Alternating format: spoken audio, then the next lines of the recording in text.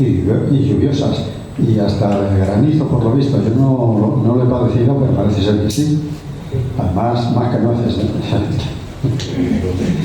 Bueno, ¿qué vamos a hacer? Tormentas de verano. Pues nada, bienvenidos a este centro asturiano. Supongo que la mayoría ya han venido más de una vez, pero como siempre, por si alguno está por primera vez aquí, que sepa que estamos en la entidad autonómica más antigua de cuantas hay en España por el mundo. Los próximos años que cumple serán 144. Se fundó en el año 1881, el día 2 de octubre. Es una casa que tiene muchos años, pero no es vieja. Es una casa activa, muy activa. De hecho, organiza muchísimos actos. Dicen los estadistas, lo que llaman recuento de todas estas cosas, que es la entidad privada de España que más actos realiza al cabo del año. Y puede ser que sea verdad, porque yo que vengo a casi todos, sé muy bien lo que se guisa por aquí. Y bueno, hoy tengo el placer de tener a mi izquierda al ponente, que sus abuelos, concretamente creo que el abuelo, nació a muy poca distancia que yo, pues a una distancia de 8 kilómetros más o menos. Y me parece que la madre ya, también de Asturias, de Cangas de Narcea también, un poco más distante, pero bueno, en aquella zona. Entonces, qué pequeño es el mundo, que después de tantos años nos reencontremos. Bueno, nos reencontramos no, porque él es la primera vez que está aquí. Es la primera vez que está aquí. Sus padres, no sé si fueron socios de la Renta Asturiana alguna vez, seguramente sí. Pero bueno, es una satisfacción que sus ancestros y los míos estén tan próximos. Pues bien, naturalmente yo voy a decir quién es el hombre que tengo aquí a mi derecha, que por si no le conocen, a lo mejor sí, a lo mejor sí le conocen. Bueno, don Miguel Ernesto García Gutiérrez, delegado en Madrid de la Asociación Héroes de Cavite, es licenciado en Ciencias Físicas por la Universidad Autónoma de Barcelona y diplomado en Ingeniería Nuclear por el Instituto de Estudios Nucleares de la antigua Junta de Energía Nuclear de España, hoy Centro de Investigación de Estudios Medioambientales. Sus últimos 35 años, antes de su jubilación, es increíble, 35 años antes de su jubilación, me parece que todavía está en pleno activo. Trabajó como responsable y/o experto en el área de seguridad nuclear para instalaciones nucleares en España, Europa y Estados Unidos. En la actualidad se dedica al estudio de la divulgación de la historia y cultura hispánica y de la historia de su villa de adopción y religiosa de Odón, de aquí de Madrid. Y bueno, naturalmente, que se dedica a estas actividades, lo tenemos aquí afortunadamente por lo menos una vez al mes. Por lo menos una vez al mes lo disfrutamos aquí, en estos eventos. Y bueno, voy a hacer una pequeña introducción sobre el tema del acto de hoy. 1898, la guerra que se pudo ganar. El resultado de la guerra del 98 que enfrentó a España con los Estados Unidos no solo originó una aguda crisis en la conciencia nacional española, sino que incluso actualmente sigue dando origen a oscuras teorías de traicioneras conspiraciones que pretenden explicar el desastre. Y aunque la superioridad militar estadounidense no fue tan evidente, como es notoria desde comienzos del siglo XX y hasta ahora, hay razones de peso para explicarla sin recurrir a tales explicaciones. En ella fue decisiva la actitud británica, que en una época de seria competencia entre las naciones por su expansión colonial, decidió apoyar a los Estados Unidos como referencia a otras potencias más peligrosas para sus intereses. Ello en una época en que España, sin alianzas exteriores, dependía para construir su escuadra de la tecnología británica, no tanto por el atraso científico como prueban las figuras de Fernando Villamil, Joaquín Bustamante e Isaac Peral, sino por la falta de desarrollo industrial, fue determinante. Y este hecho determinante fascinante, hundió la moral de los mandos españoles que fueron al sacrificio sabiendo lo imposible de la victoria. Y hasta aquí puedo ver. Tú tienes la palabra. Muchas gracias. Muchas gracias, buenas tardes. Como decía Andrés, muchísimas gracias por vuestra asistencia, sinceramente, y más aún con un día como ha caído fuerte, bastante fuerte. ¿Se me escucha, no? Sí, vale, perdón. Bien, yo antes de cederle la palabra al ponente, que para nosotros esto es una conferencia magistral, porque esa sinopsis que ha hecho Andrés indica posición histórica de un investigador, porque realmente quien va a dar la ponencia es un gran investigador.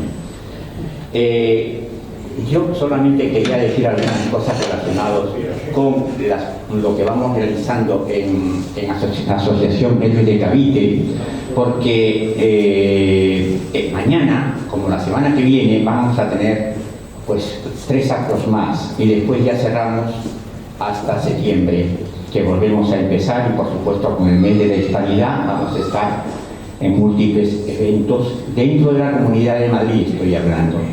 Entonces, como vemos en la pantalla, hoy tenemos este evento que luego le cederé la palabra a mi compañera Monse para que lea o hable sobre el currículum vitae del ponente muy brevemente. Y yo te rogaría que pases a la siguiente. Puse el botón de adelanto a la siguiente. Bien, mañana en el Centro Cultural Cívico Sigia 28 aquí en Madrid vamos a presentar este evento que está relacionado con la historia mal contada sobre el virreinato del Perú. Son 300 años de historia que más que mal contada, yo diría que es olvidada dentro de lo que es el propio Perú. Soy peruano, si no lo sabéis, soy peruano, pero llevo ya muchísimo tiempo viviendo en España. Y aquí tampoco se conoce ese tema. Y mañana, conjuntamente con un gran ponente hispano que por videoconferencia va a estar, se llama Rafael Aita, Capitán Perú, y otro gran ponente nuestro que es Luis Antequera, vamos a hacer una mesa redonda bastante simpática contando cosas del virreinato del Perú. Por favor, la siguiente.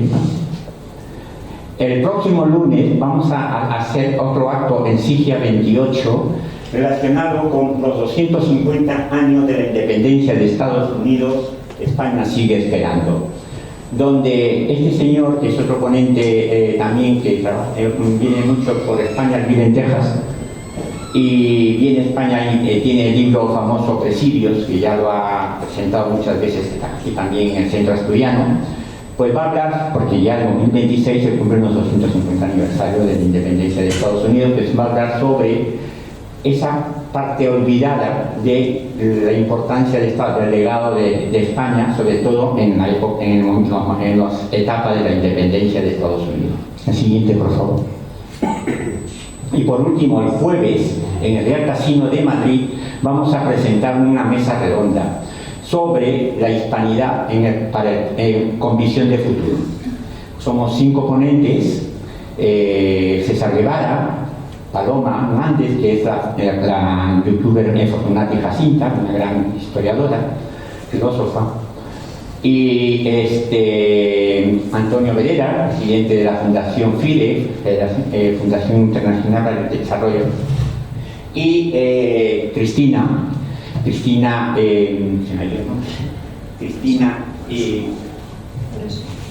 Espresso, que fue una mujer de Pablo Victoria, que en paz descanse, y está divulgando los trabajos que hizo su marido Pablo Victoria, y también nos va a hablar sobre lo que el futuro nos espera y lo que el presente tiene la hispanidad. Y ya con esto, sin más presentación, paso la palabra a Monse para que hable sobre el currículum vitae de nuestro querido ponente. Muy amable, gracias.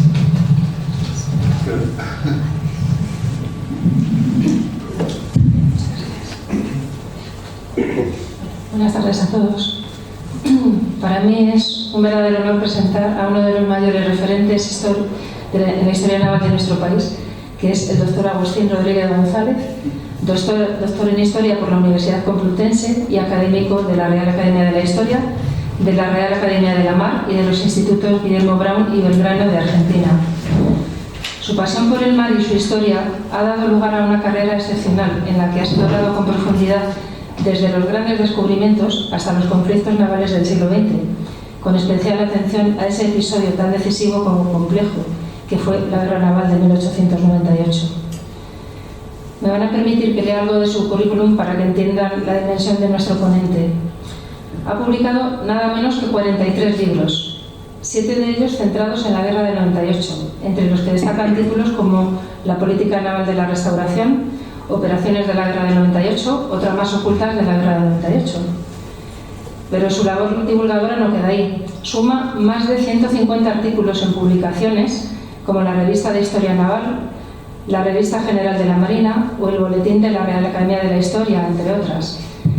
23 comunicaciones a congresos nacionales e internacionales. Numerosas colaboraciones, como 8 prólogos a libros de otros autores, y ha participado como tribunal en 8 tesis doctorales. Ha participado en 9 proyectos de investigación nacionales e internacionales, en 22 congresos y ha impartido más de 90 conferencias y cursos de formación, 35 de ellos en centros de la propia Armada Española, si no me equivoco. Y no es de extrañar que por todo ello haya recibido importantes reconocimientos, como la Cruz del Mérito Naval de la Armada Española en 2 ocasiones, el Premio Virgen del Carmen de la Armada hasta en 4 y el Ángel Herrera de la Universidad CEU San Pablo. Sus publicaciones han acercado al gran público figuras injustamente olvidadas de nuestra historia, como en Señores del Mar, los grandes y olvidados capitanes de la Real Armada o Urdaneta y el Tornaviaje.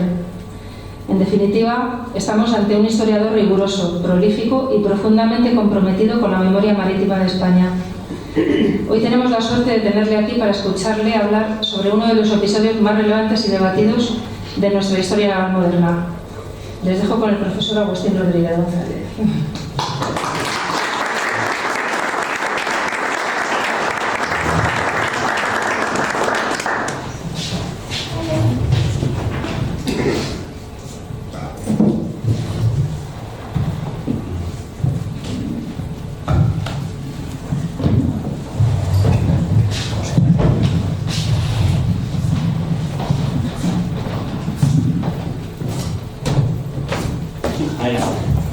Muy buenas tardes. Bueno, en el currículum que adjunté a esta asociación no indicaba un hecho que es muy relevante. Yo quería ser marino, yo quería ser oficial de la Armada, pero me lo impidió mi sordera, que de momento no se notaba, pero era progresiva y no tratable. Entonces tuve que resignarme y después de hacer un bachiller de ciencias y de superar, pues reconvertirme en historiador, porque no podía ser.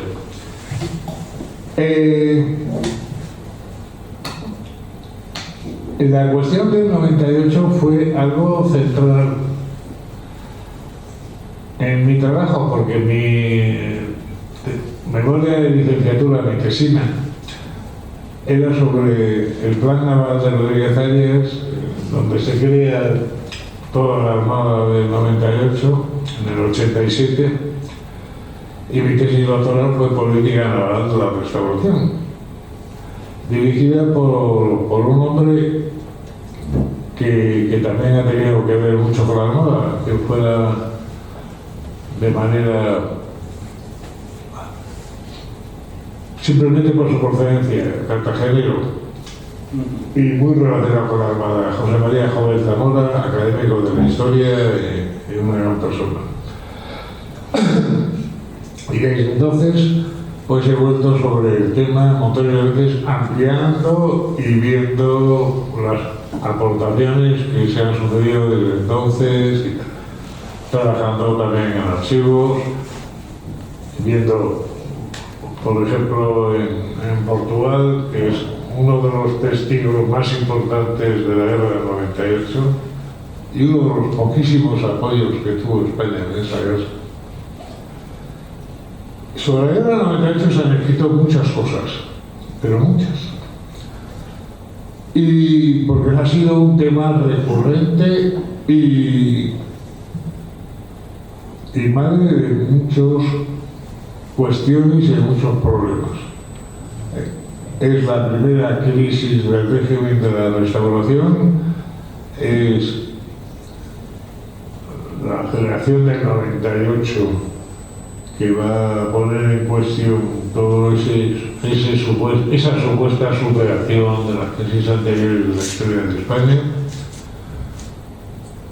pero achacando siempre a problemas internos, a fallos y tal. Y algo de eso hay, pero no todo. Últimamente, después de echar la culpa a muchas cosas, entre otras a una visión que no es exacta, de pensar que Estados Unidos en 1898 era la misma potencia que hemos conocido en el siglo XX y XXI, y no es así.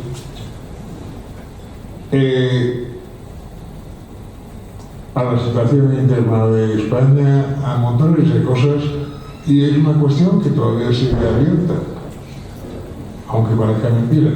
Recuerden ustedes las recientes noticias de que Puerto Rico está pensando seriamente en constituirse en una nueva autonomía española, porque no se sabe muy bien por qué se vio como Estado asociado a los Estados Unidos sin tener apenas ninguna relación ni razón para eso. Lo curioso del asunto es que la realidad, como suele suceder, siempre es mucho más compleja de lo que a veces se dice. El hecho determinante es que España, a las alturas del siglo XIX, aunque estaba bien vista y bien relacionada en Europa, y algún país más, que fuera de Europa eran pocos los que había en el mundo, entre otras cosas porque, bueno, pues las familias reales estaban emparentadas, todo el mundo era conocido y tal, pero curiosamente por toda una serie de problemas que sería muy largo de España no figuraba en ninguna alianza. Y eso en una época muy revuelta, donde no había grandes disputas ideológicas entre las potencias europeas. Las peleas eran por intereses, aunque se hablaban de principios o se hablaba de... Y eso es una cosa que muchas veces en España se olvida. Que no son tantos las ideologías, como se ha acostumbrado del siglo XX y tal, sino los intereses, lo que separa y enfrenta a los países. Y más en una época como era finales del siglo XIX, donde había una gran competición entre países que todos estaban cercanos. Piensen ustedes, cuando se reunían poco antes de la Primera Guerra Mundial, todas las casas reales de Europa para celebrar la fiesta porque eran parientes. El zar, el Kaiser, los ingleses, no había una cuestión, ¿no? Y luego se terminaron enfrentando por los intereses. Y al mismo tiempo que había esa tensión por conseguir colonias como fuera, se estaba ocurriendo un hecho determinante, que era la segunda fase de la Revolución Industrial. Que nos acordamos de la Revolución Industrial del carbón, del vapor, pero no recordamos esa segunda fase que trajo toda una remodelación de los avances agrosémicos y luego la aparición de muchas otras cosas que eran insospechadas, que fue la electricidad, que fue las nuevas máquinas de vapor, que fue la aparición del acero, cuando antes todo era de hierro, montones de cosas que cambiaron y que de hecho han conformado lo que es el mundo desarrollado hasta hace de poco, que ahora dicen que estamos en la tercera, y que cambió la tecnología, y en concreto la tecnología naval. Por ejemplo, pues eso, desde la aparición del acero en la construcción naval, a las nuevas máquinas, a los nuevos explosivos. El problema es que, pese a lo que se ha dicho, en España no es que faltara la ciencia ni la técnica. Lo que fallaba era el tejido industrial. Estábamos empezando a entrar en la primera revolución industrial y de repente nos encontramos con la segunda y nos pilló un poco de contrapelo. Y digo que en España no faltaba gente, porque incluso en el terreno naval, no digo ya en otros, en España fue donde nació Peral, en España fue donde nació Villamil, el padre del destructor, donde nació Bustamante, que diseñó la mina submarina, los explosivos, la electricidad, cosas tales como que las brújulas hubo que modificarlas. ¿Por qué? Porque el acero y los cascos metálicos de los buques, más toda la maquinaria instalada, alteraban las brújulas. Esas fueron una de las aportaciones de Bustamante, que por cierto, era nada menos que primo hermano de Torres Quevedo, un señor, y muy amigos, un señor reconocido. Y luego, pues, artilleros como González Antonia, como García Lomas. O sea, no es que España no tuviera el nivel requerido para incorporarse a esa revolución industrial. Era el tejido industrial lo que faltaba. Y era todo muy rápido y en un país poco preparado para eso. Luego, esto se agravó además por otra cosa. Si eso pasaba en la propia península, pueden imaginarse lo que pasaba en Cuba, en Filipinas y en Puerto Rico. Me refiero a las fuerzas navales que estaban ahí destacadas. A las fuerzas navales, al armamento y a todo. ¿Cómo se creen que se podían asegurar el mantenimiento de los buques en Cuba o en Filipinas? Dependían siempre de astilleros o de extranjeros, porque ahí no había esas instalaciones para... Se intentó, pero siempre demasiado tarde para nuestras necesidades y para lo que hubiera sido necesario. De todas cosas, porque había poca práctica en ver. En pocos años habíamos pasado los barcos de madera y máquinas de vapor muy sencillas, de cañones también muy sencillos, a algo mucho más complicado. Y para eso hacía falta una buena infraestructura. Piensen ustedes, en Filipinas dependíamos de los astilleros británicos en Hong Kong para hacer las reparaciones. Sí, se habían intentado hacer cosas en Subic, en la bahía de Manila, en Cavite, pero demasiado poco y demasiado tarde, por problemas obvios. Entonces, el técnico problema no era tener barcos ahí, ni tener esos barcos, era el mantenimiento y el tener listos, que dependíamos de cosas extranjeras. También otra cosa fundamental, el Imperio Español se había construido sobre una base tecnológica muy clara, que eran los veleros. hacían falta barcos que fueran capaces de dar la vuelta al mundo, de navegar y tal. Pero los veleros, que planteaban otros problemas como el escorbuto, como determinadas enfermedades y tal, no tenían el problema de la autonomía. Pero cuando aparece una navegación a vapor, sí surge con todo el problema. ¿Qué hace? Que para llegar a Filipinas, incluso para llegar a Cuba, hace falta tener carbón con el que alimentar las calderas del barco. Y eso, en una situación tranquila de paz, pues no es mayor problema. Pero en situación de guerra sí. Sobre todo cuando se empieza a legislar esas escalas en puertos neutrales, que en principio son prohibidas o por lo menos muy problemáticas.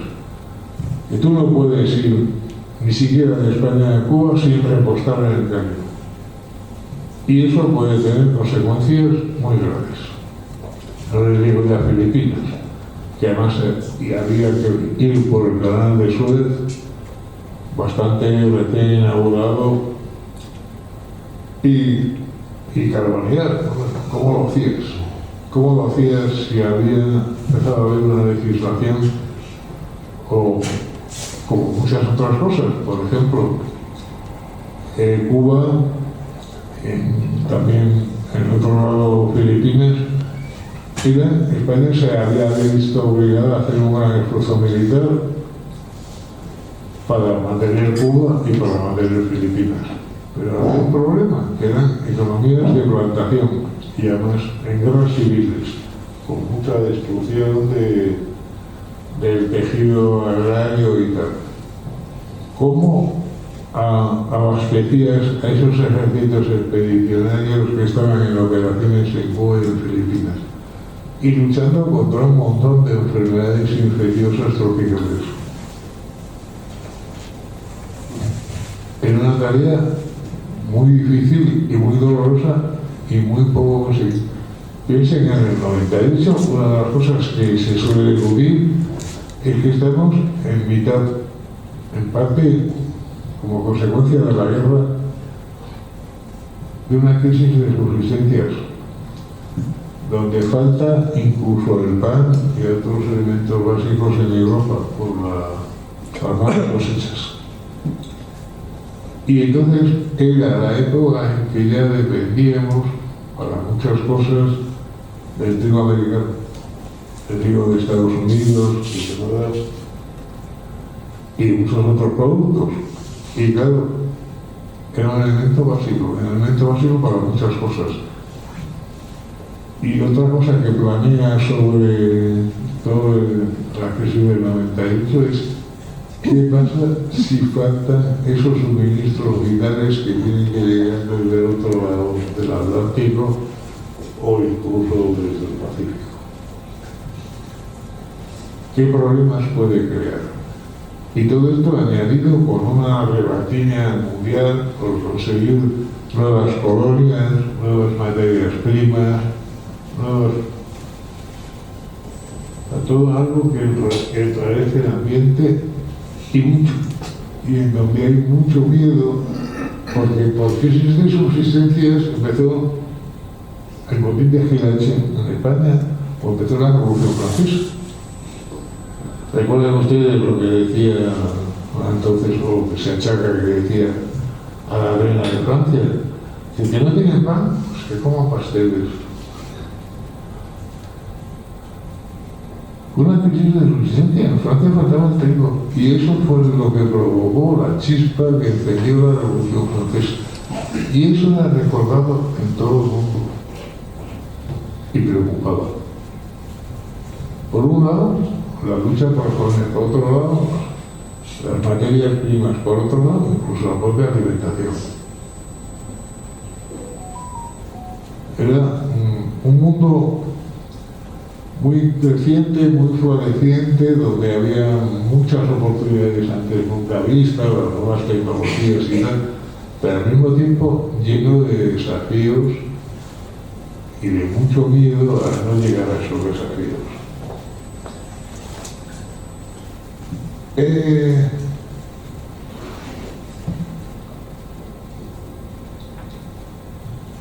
El desafío en España se hacía más grave porque llevábamos digo la guerra de Cuba, pero la guerra de Cuba llevaba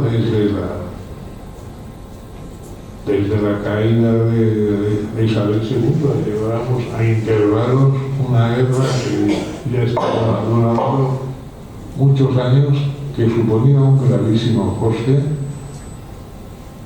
no solo económico, sino también social y tal, de decir, bueno, es que había que mandar a los soldados a Cuba y ahí morían de muchas cosas, entre otras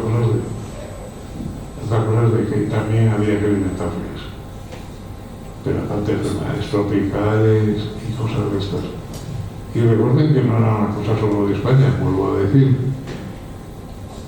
De hecho, muchas de las soluciones a las enfermedades tropicales aparecieron los americanos durante la guerra y luego se atribuyeron al mérito de la curación o del tratamiento de los enfermos. Pero resulta que eran cosas caseras. Recuerden ustedes que hasta don Santiago Ramón y Cajal estuvo de médico militar en Cuba y ahí tuvo que buscar soluciones para problemas que hasta entonces parecían reservados a sitios muy lejanos. Y lo de Cuba y lo de Filipinas. Imagínense ustedes en un país que todavía tiene serios problemas para su desarrollo industrial y para tal, que además tiene que destinar un montón de gente a cubrir las necesidades de una guerra casi permanente en Cuba y en Filipinas. Una guerra de la que se libraban los que pagaban la cuota, que no tenía que hacer el servicio militar, pero que el resto de la gente tenía que hacer. Con todos los costes sociales, políticos que traía. Pero la guerra era ya impopular, porque era eso. Durante siglos, los españoles que iban a América, los galeones, hacían ese testamento. Porque pensaban que o durante el viaje o en la estancia podían morir de cualquier enfermedad, de cualquier epidemia, de cualquier... Y eso lo soportaban las clases humildes españolas, todo el mundo, mientras que los más afortunados lo podían evitar. Eso era una bomba de relojería en muchas cosas. Bueno, como ven, el perfil era una cosa muy complicada en un país con muchos desafíos, con muchos rivales, en una época en que hay una rivalidad entre las potencias para conseguir cosas. Recuerden ustedes que parece mentira, conocido después de la Primera Guerra Mundial, pero es la época en que Francia e Inglaterra están en varias ocasiones al borde de la guerra por peleas, con que si en África, con que si en tal, que si cuando peleas, llegar a borde de la guerra, lo mismo con Rusia, y además en todos los escenarios posibles.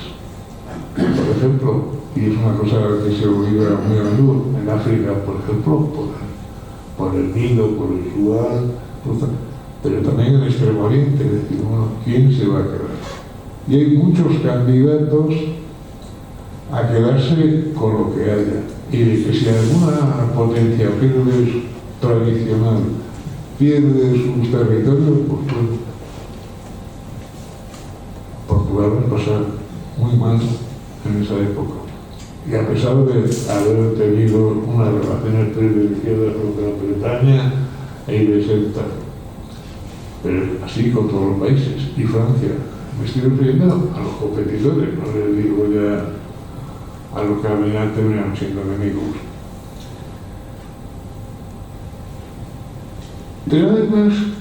Pero además, para unir a todo esto, y además en una época de un gran cambio tecnológico, piensen ustedes que ahora que estamos inmersos en un gran cambio tecnológico, en 20 años, en esa época, los barcos de madera quedaron obsoletos.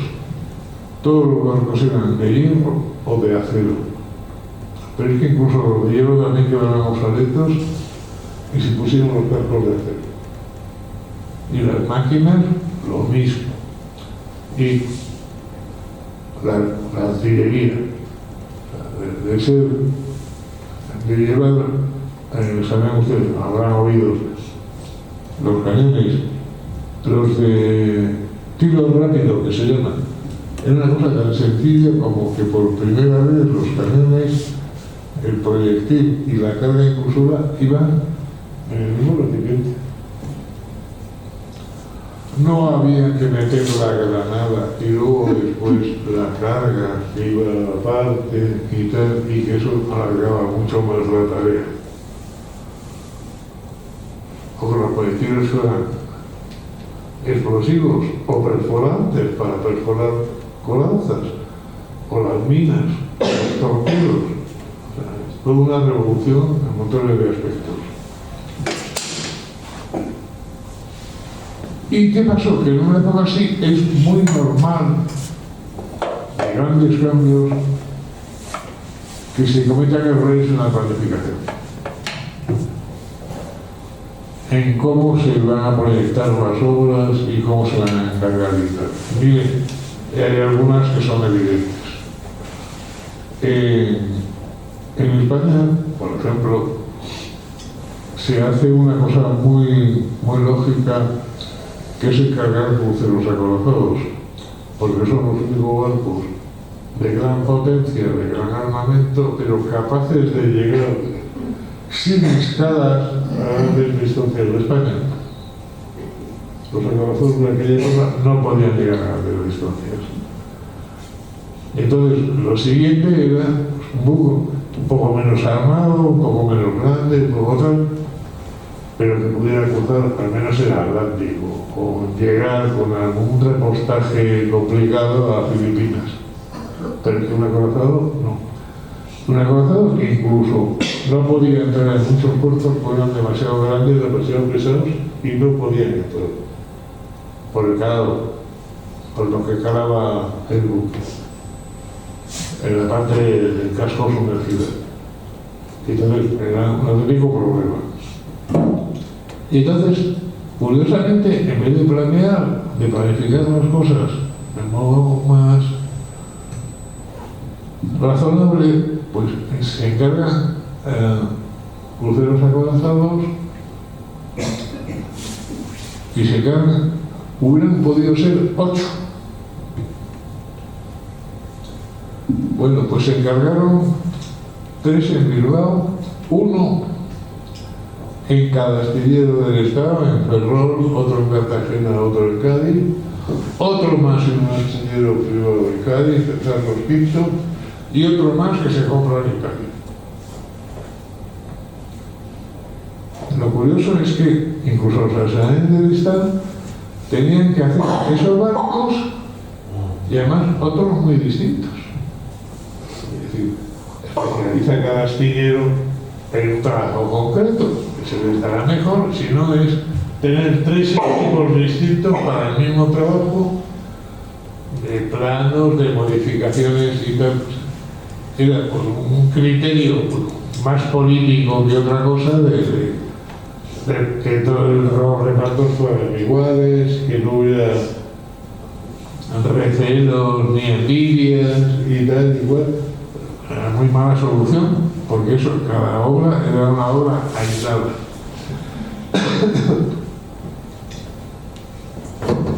Y así con muchas cosas. Y luego, pues efectivamente, que había muchas cosas ante las ideas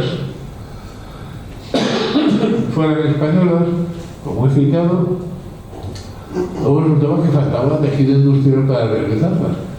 Y eso pasaba con las minas de Bustamante, o pasaba con los destructores de Miramil, que fue un español, el padre del primer destructor, pero los astilleros españoles eran incapaces de construir destructores por la calle, porque la calidad del acero, por la tecnología, por montones de cosas, y hubo que quebrarlos fuera. ¿Por qué? Porque aquí. Y lo mismo pasaba con mucho material sofisticado. españoles que inventaron cañones modernos y tal, pero luego había que pedirlos al extranjero, porque aquí la industria no la da eso.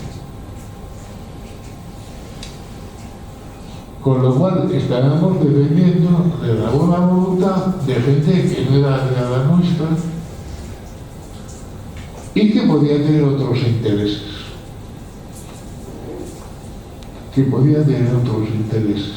Que no coincidían con los españoles. No de ser enemigo, sino, oiga, como el póker, cada uno estamos jugando con las cartas que tenemos. Y entonces, en concreto en el 98, lo que surge es la sensación de que España va a perder su colonia, Cuba, Filipinas y más islas, y Puerto Rico, y que cualquier aprovechado puede virlarlas. Y oiga, ¿y qué otros aprovechados? ¿Nos conviene o no nos conviene? Y entonces, una postura muy lógica, poco decente, pero muy lógica, es que prefieren que ya que España va a perder sus colonias, las pierda con alguien, amigo, con alguien que te puedas acercar. Es mejor que las pierda en beneficio de Estados Unidos que no de los franceses, o de los rusos, o de los alemanes, o de que a saber lo que termina pasando. Y entonces, la postura británica no es tanto de apoyo durante la guerra de Estados Unidos, que ahora le voy a concretar, como de interés, de puro interés, de decir, es mejor que se haga con el premio a los Estados Unidos que no a otras potencias que pueden ser rivales nuestros. Y eso es lo que hacen durante toda la guerra. Es curioso. Los destructores españoles se tienen que encargar a la Gran Bretaña. Dependíamos de ellos para eso. Bueno, los primeros tres llegan tarde y con algún problema, pero los otros tres se retrasan. ¿Por qué? Porque no interesa. Porque no interesa que España tenga esa arma. Con los cañones, con las municiones, con los explosivos, con las minas, es mejor retrasarse. No por ningún conflicto así, sino bueno, nosotros apoyamos lo que son nuestros intereses y ya está. Y no nos ponemos a mal con nadie.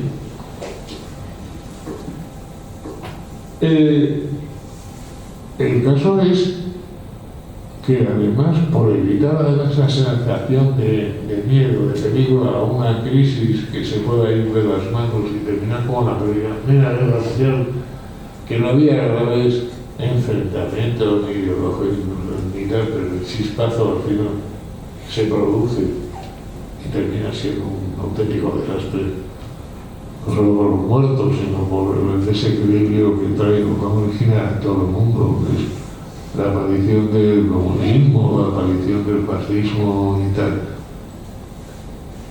En el 98 hay una situación parecida, es decir, bueno, a ver cómo acaba esto y a ver si lo podemos controlar y tal, y que los españoles se tienen que jorobar porque se joroben. Pero piensen, en Filipinas se les da a Estados Unidos, pero los archipiélagos menores, Marianas y Carolina, pues se dan a Alemania para que estén contentitos y tranquilos. Y en América, pues bueno, ya había quedado. Y por eso, pero a todo el mundo intenta meter baza y sacar su... El problema es que esto en España se ha exagerado mucho, se ha politizado mucho, se ha empezado a hablar de muchas cosas, pues de que si habría teorías de conspiración, de que si no sé qué, que no dudo que hubiera alguna, pero esa no es la base del problema. que no dudo que hubiera sectores más pro-británicos, o más pro-franceses, o más lo que fuera, o más pro... Pero el caso es que estábamos en un desafío muy grande y no teníamos ni los instrumentos ni la capacidad de tal. Y lo malo, como ha pasado muchas veces en la historia de España, es que la culpa la tienen siempre los demás. Tenían la culpa los monárquicos, o tenían la culpa no sé qué, o tenían la culpa los republicanos, es decir, no, vamos a ser serios y vamos a ver cuál ha sido ese problema. Con además otra cosa, que no lo he mencionado, y es que cuando los marinos españoles ven que Gran Bretaña se retrasa suministrando materiales básicos, que tiene mala voluntad, que imagínense la sensación que caen los marinos cuando saben que era nuestro primer suministrador de tecnología,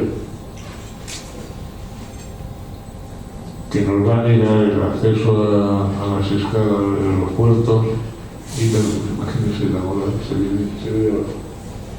Dice, ¿cómo podemos ganar una guerra? No contra una enorme potencia de Estados Unidos, que no lo era, entonces todavía no lo era. En ningún sentido. Sino por cómo estaba el mundo.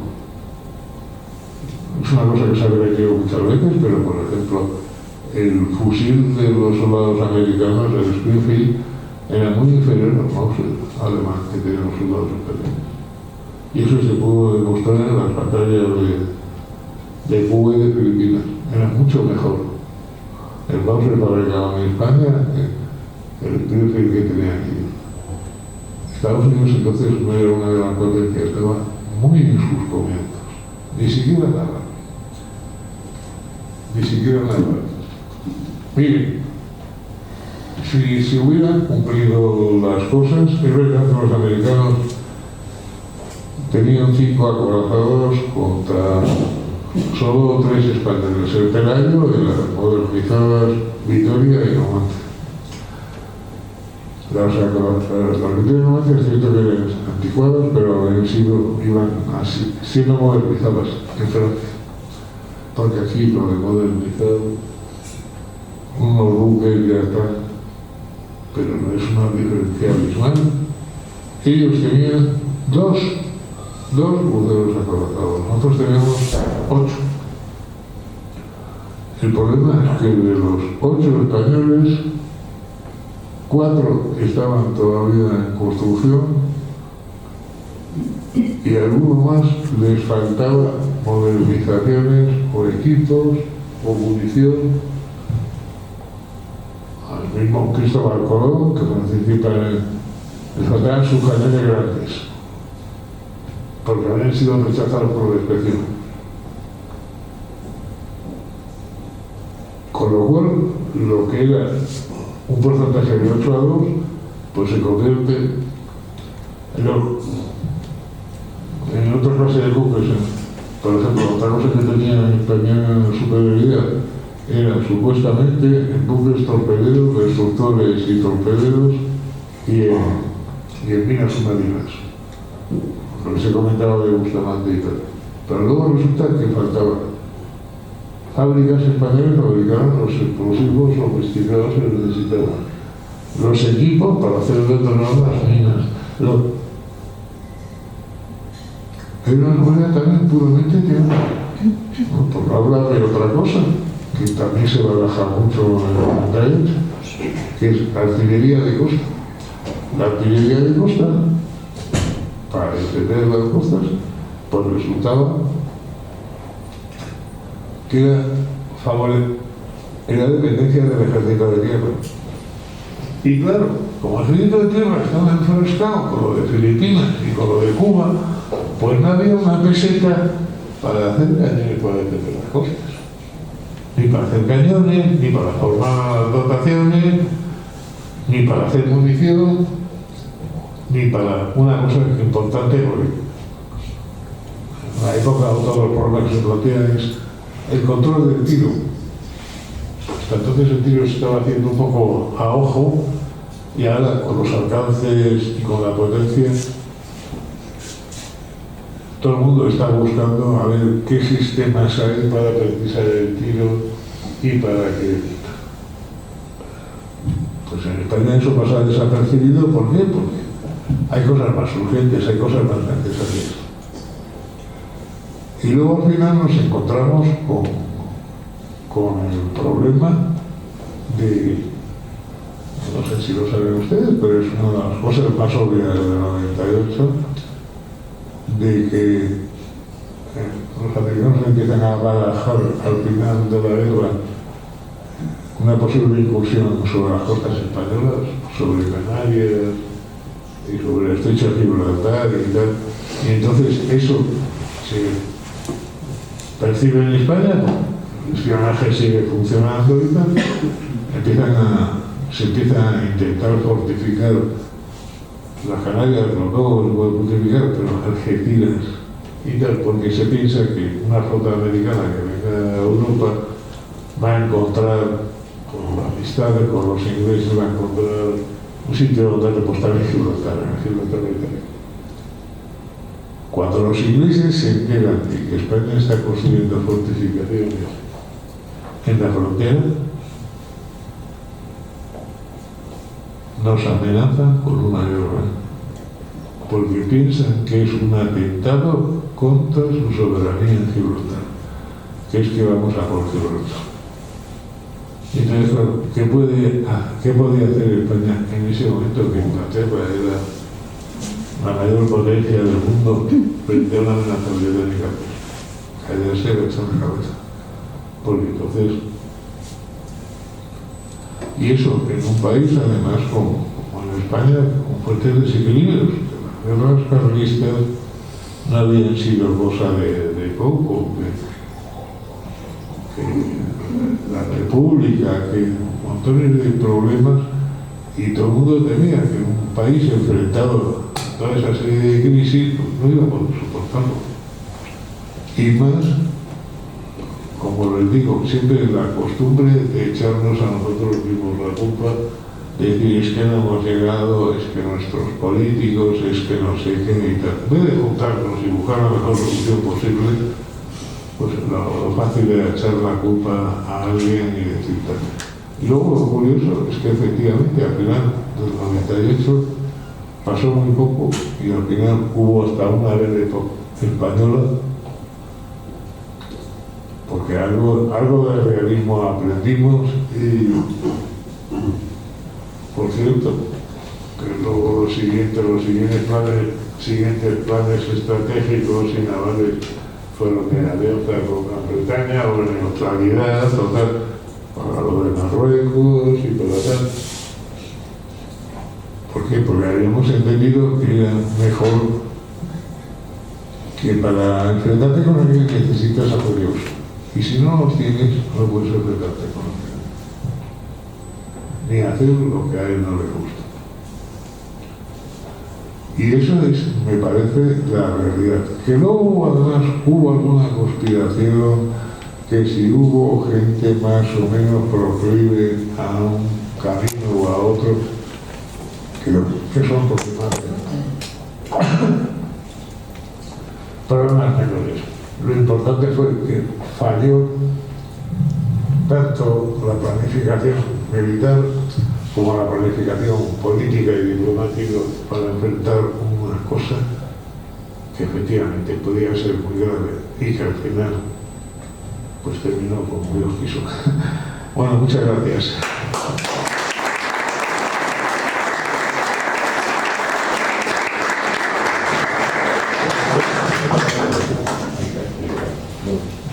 Muchísimas gracias, Agustín. Realmente interesantísimo la cantidad de datos o de mensajes que has... Interesante la cantidad de mensajes que has enviado en relación a la situación del 98, de esa época. Yo tengo, antes de empezar las preguntas de los asistentes, has comentado que Portugal fue uno de los pocos apoyos que tuvimos en el 98, sabiendo que Portugal tenía sus acuerdos con Inglaterra. Me gustaría que nos comentes algo más al respecto Luego habla de que en esa época no eran ideologías, eran intereses, es decir, geoestrategias, ¿no? ¿Por qué España no tenía esas alianzas? Como comentabas, como los demás países tenían alianzas, España no tenía alianzas. Y con ello ya dejo. Vale, esto. Había comentado por qué Portugal era... Sí. Bueno, Portugal, es que incluso Portugal, que había mantenido una alianza de siglos con Inglaterra, alianza interesada, claro, porque pues, si España se aproximó a Francia y tal, o sea, contra Inglaterra, Portugal, por asegurar su independencia después de 1740, se tenía que aproximar a alguien, y claro, pues, Portugal eran también sus colonias. Y entonces se aproximó a Inglaterra. Y de hecho, la guerra de la independencia, pues, Portugal e Inglaterra están como americanos. Pero después del idilio anglo-portugués, las cosas se vuelven a complicar justamente por eso, por la peronismo, por los territorios coloniales. Y entonces, eso mosquea en Portugal, donde también hay alguna movida interior que altera las cosas y tal. Entonces Portugal, por un lado, está atado de manos, porque depende de la ayuda inglesa, pero por otro lado, hay buenas relaciones con la Casa Real Española, y de hecho, dice, bueno, ¿por qué Cervera sale de Cabo Verde y puede cargar carbón allí? Y porque las relaciones eran buenas, porque había habido roces y piques entre portugueses e ingleses, y entonces ellos entendían muy bien las dificultades españolas, se identificaban. Ha sido de las épocas en que más unidos han habido los dos países peninsulares. Ellos también habían visto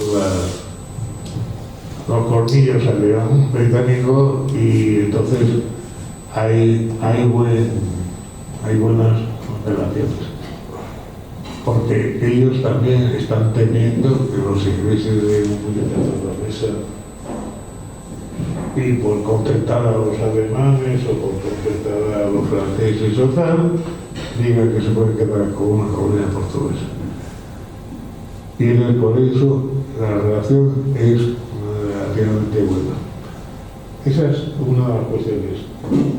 ¿Nos lo dicen? Sí, no, que decía que, no, que la Casa Real no tenía alianzas con otras casas. Ah, bueno, es que también en eso lo de siempre si se fijan ustedes en la historia del siglo XVIII, pues resulta que tenemos una alianza de casas reales, Borbones en España y en Francia, como hermanos, los pactos de familia. Los pactos de familia.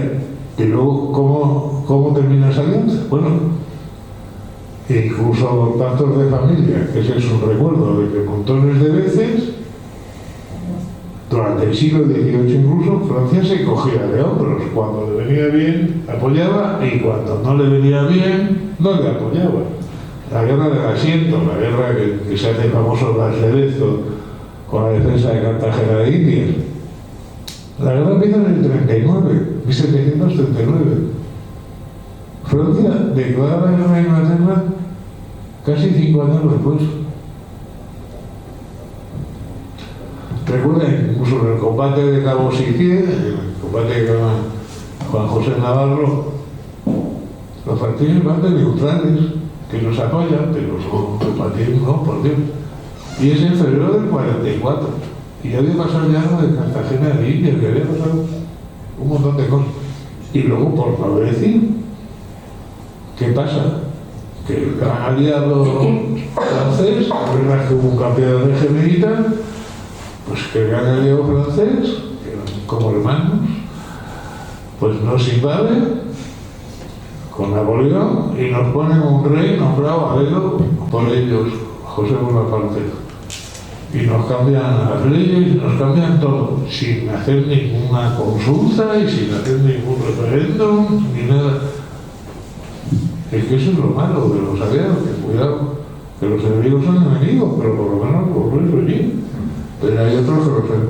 Y entonces, ¿qué es lo que sucede? En el siglo XIX había habido también crisis menores, pero también había habido eso, y entonces había mucho temor en España a haberse atado de manos en alianzas que al final, de hecho, poco antes del 98 hay un acercamiento español a la propia alianza, a Alemania, Austria e Italia, que curiosamente iban juntas y tal, pero que no se firma por no comprometerse. Porque sí, es muy tener aliados, pero si son aliados que comprometen en cosas que a ti no te interesan, pero que estás comprometido.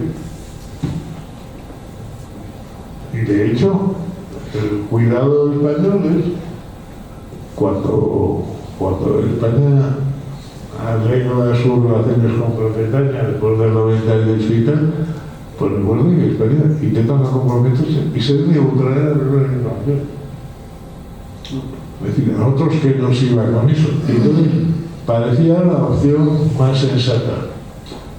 Pero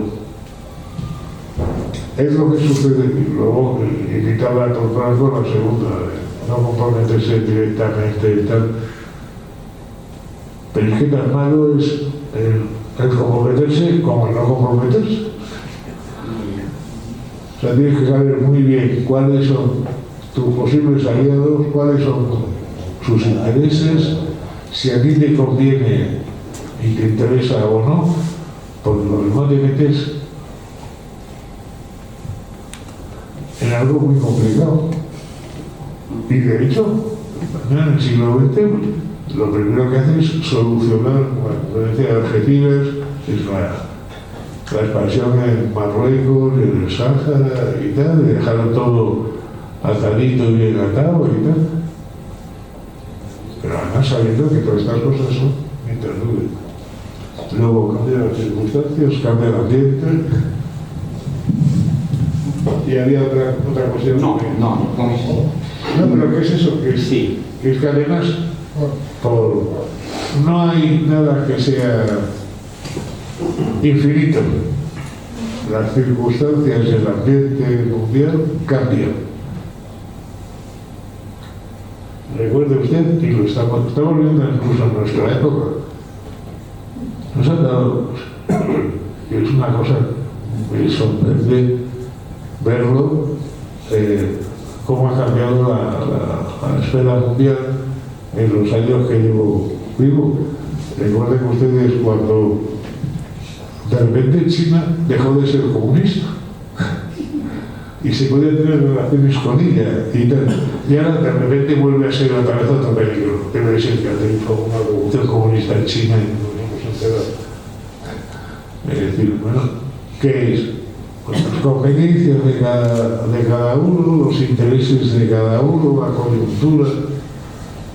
Que esto no son matrimonios, bueno, incluso los matrimonios se separan y se pelean y tal, ¿no? Que es... Hay una fórmula diplomática muy clara en latín, sic rebus est antibus. Mientras las cosas sigan como son, como están. O sea, que sí, que teóricamente haces eso, pero luego todo el mundo es libre de, claro, a ver lo que has firmado, a ver cuál es la situación real, a ver, pero lo estamos viendo constantemente, pero parece ser que los humanos somos de los pocos que no acabamos de entender que las cosas cambien y no como nos gustan, sino de como les gustan a otros. Muchas gracias. Bueno, pues pasamos pues entonces a las preguntas, por favor que sean cortas y directas. No tenemos ahora mismo ¿Se me puede acercar, por favor? ¿Si se me oye? ¿Me oye de aquí? Ya, pero ¿Me oye? sí, se le oye, pero prefiero que si se acerca. Gracias. Buenas tardes. Hola, buenas En tardes. primer lugar, agradecerle la conferencia. Yo traía un par de preguntas preparadas, pero viendo el cauce que ha llevado su exposición, me ha parecido... No entiendo muy bien el título de la conferencia. No entiendo el título de la conferencia. Ah, sí. Porque Me imaginaba la pregunta. entonces, preferiría que... Me ha parecido que todo era como un poco negativo, que no hubiera habido manera de ganar esa guerra. O es la impresión que yo me he llevado. Quizá me equivoco. Si pudiera traer un poco por qué se llama así, se ha titulado de esta manera. Sí. Entiendo su pregunta porque efectivamente lo he enfocado en otro sentido. Lo que quiero decir es, si la clase política española y los marinos hubieran sido tuvieran estado un poquito más preparados y hubieran sido un poco más hábiles, sí que se hubieran podido conseguir. Miren lo que he comentado. Estados Unidos no era la gran potencia que iba avasallando, que es una de las imágenes del 98, que quieren suponer que Estados Unidos del 98 era la potencia que hemos conocido de las dos guerras mundiales y la actual. No era eso, ni mucho menos. Es verdad que era un país con mucha industria, un país más rico que el nuestro, que tal, pero tampoco era ninguna. Por eso he hablado de los balances de fuerzas de las dos escuadras y no, a lo que me refiero es que se dependía mucho de cosas, pues, de la buena voluntad británica. Y cuando falla la buena voluntad británica, los marinos, pues si no podemos luchar, ¿sabes? Si es que nos falta de todo, si es que desde los barcos o la tecnología o tal, ¿cómo? Y los demás no tenemos aliados, y no tenemos aliados alternativos que nos suministren eso. Oye, ¿no se os había ocurrido pensarlo? Que España no podía depender técnicamente del Imperio Británico en todo y para todo y prácticamente en solución. Cuando se les ocurre es al final, pero muy al final, y empiezan a encargar las obras de terminación del Carlos V, la de modernización del Pelayo de la a Francia. ¿Por qué? Porque se dan cuenta que los británicos no son fiables. ¿Y qué os creéis? ¿Hasta ahora qué era? ¿Por qué no buscáis diversificar las fuentes? O aseguraros, sea por el interés, sea por lo que sea. Los políticos, lo mismo. Es decir, bueno, que un país como Gran Bretaña nos amenace porque piensa que si vamos a hacer algo a Gibraltar y tal, y llegan a hacer una amenaza directa a España, es decir, oye, ¿no hay fortificaciones en el campo de Gibraltar? Que corren por la frontera para arriba. Lo llevan diciendo siglos, pues sigue funcionando. Entonces, quiero decir, a ver, yo no dudo de las buenas intenciones de la gente, pero una cosa que se podría exigir a los políticos es un poquito más de seriedad y un poquito más de conocer cómo son las cosas. No ir convencidos de tus ideas, de tus planteamientos y tal, y no, se supone que eres listo y que sabes prever las cosas, no que estás inundado por la fe en algo y te van a solucionar todo.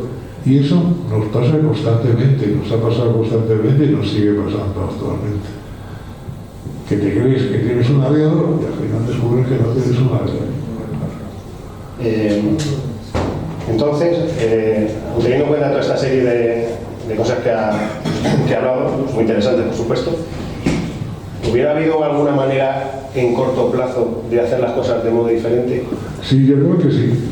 Yo creo que sí, se podía haber hecho. Hombre, ahora...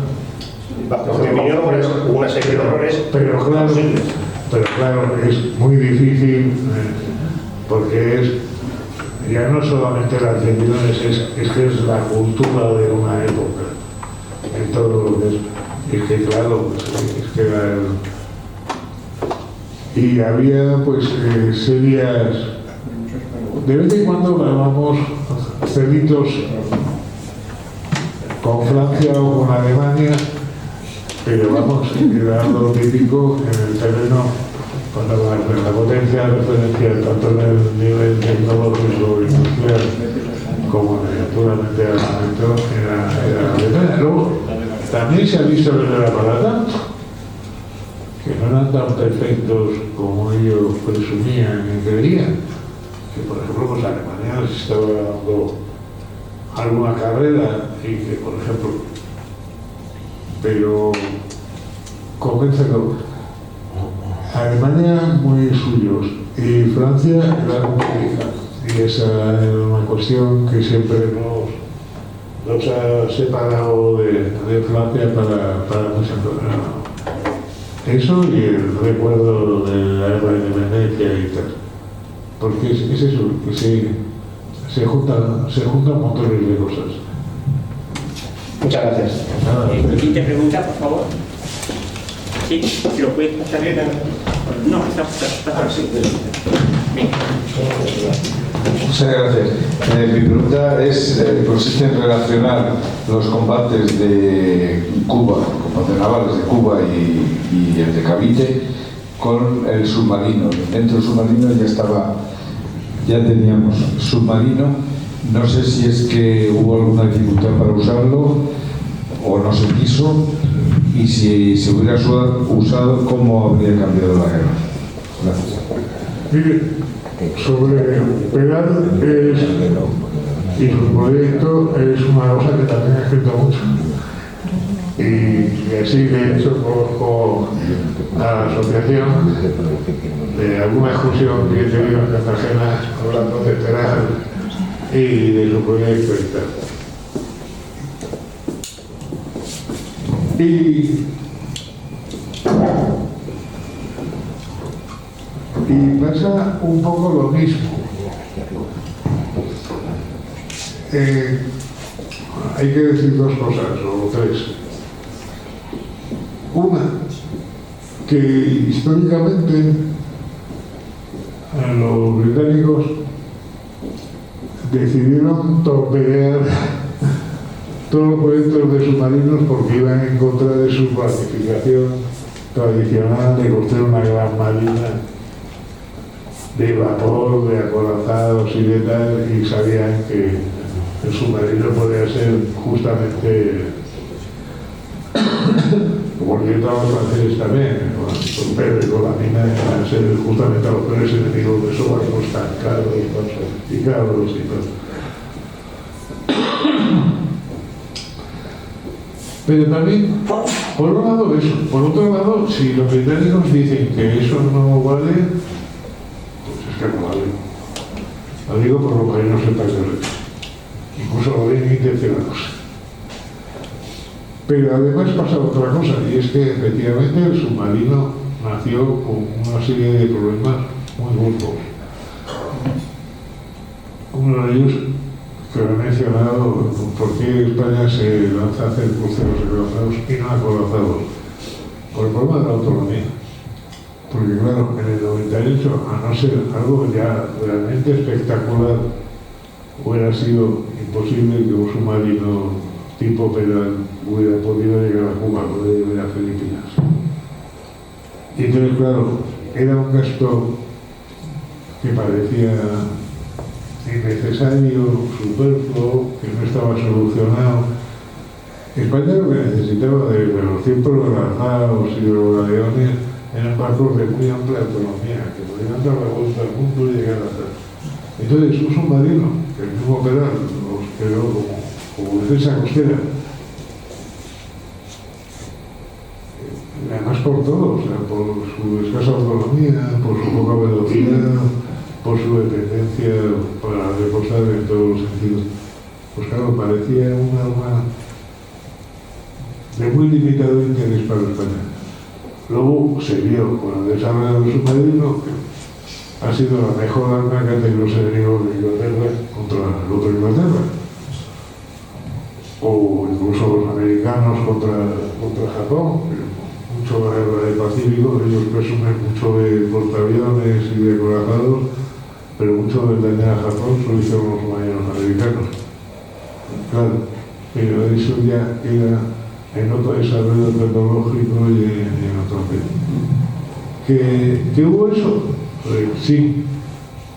De hecho, la respuesta francesa a los acorazados británicos son los torpederos y las minas, lo que se llama la jeune école, la joven escuela, pensando que eso podía ser, pero claro, una guerra entre Francia e Inglaterra es una guerra por el Canal de la Mancha.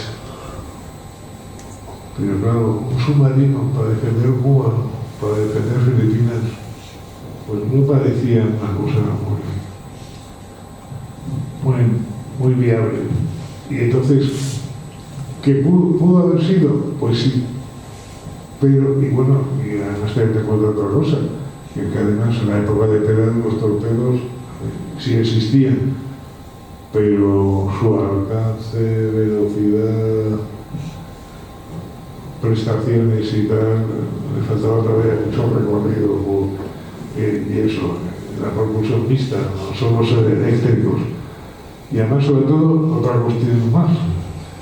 Si en Filipinas más de la mitad de los barcos no podían prestar servicio porque no tenían sitio donde reparar o donde hacer, ¿verdad?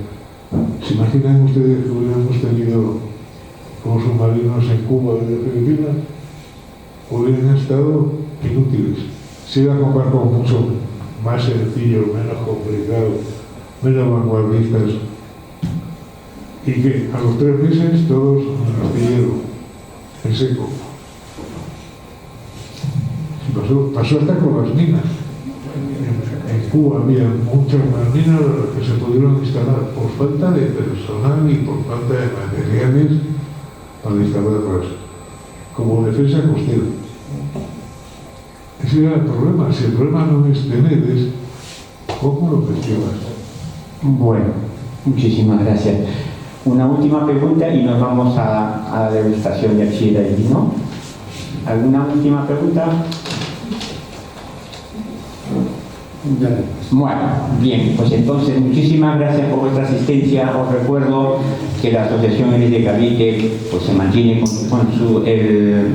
con la ayuda de los socios y agradecería que tengan presente esto y nos visiten a nuestra web, porque ahí se presentan toda la información que tenemos de los próximos actos. Se pueden descargar revistas históricas como TVOs, etcétera. Muchísimas gracias. Pasamos ahora.